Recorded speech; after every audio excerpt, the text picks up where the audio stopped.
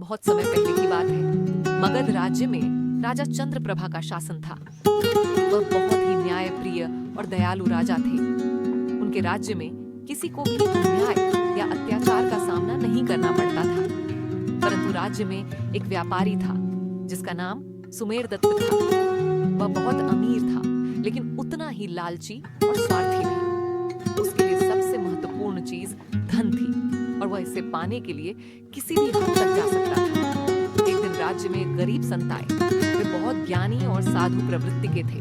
वे पूरे राज्य में घूम घूम कर धर्म और सद्गुणों का प्रचार कर रहे थे। जब वे सुमेरदत्त के नगर में पहुंचे तो उन्हें पता चला कि यह व्यापारी लोगों का बहुत शोषण करता है और केवल अपने धन को बढ़ाने में ही लगा रहता है। संत ने सोचा, मुझे इसे सच्चे धर्म का महत्व सिखाना होगा।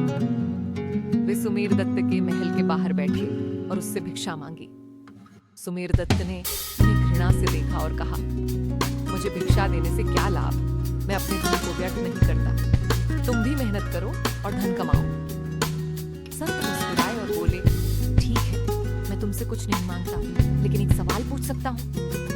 सुमेरदत्त बोला, हाँ पूछो। संत ने पूछा, अगर तुम्हारे पास बहुत सारा धन हो लेकिन कोई तुम्हें प्यार न करे, तुम्हारा सम्मान न करे, तो क्या तुम खुश रह पाओगे?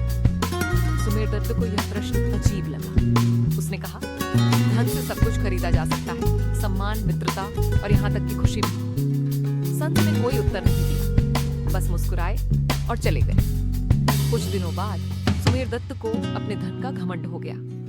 उसने राजा से कहा कि वह उनसे अधिक शक्तिशाली है क्योंकि उसके पास धन है। राजा चंद्रप्रभा को यह सुनकर आश्चर्य हुआ और उन्होंने सुमेरदत्त को सिखाने के लिए एक योजना बनाई। राजा ने घोषणा की कि जो भी व्यक्ति सबसे अधिक दयालु और धर्मपरायण होगा, उसे राज्य का सबसे बड़ा सम्मान दिया जाएगा। सभी लोगों ने अपनी अच्छाई और धर्म की कहानियां साझा की, लेकिन जब सुमेरदत्त का नंबर आया तो उसने कहा, मैंने बहुत से मंदिर बनाए हैं, गरीबों को दान दिया है और व्यापार में सफल हूं। इससे बड़ा धर्म क्या हो सकता है?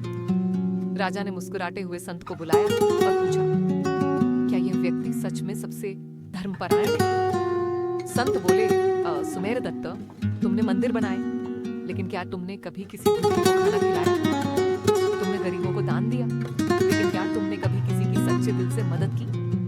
धर्म केवल धन से नहीं, बल्कि सच्चे कर्म से बनता है। सुमेरदत्त चुप हो गया।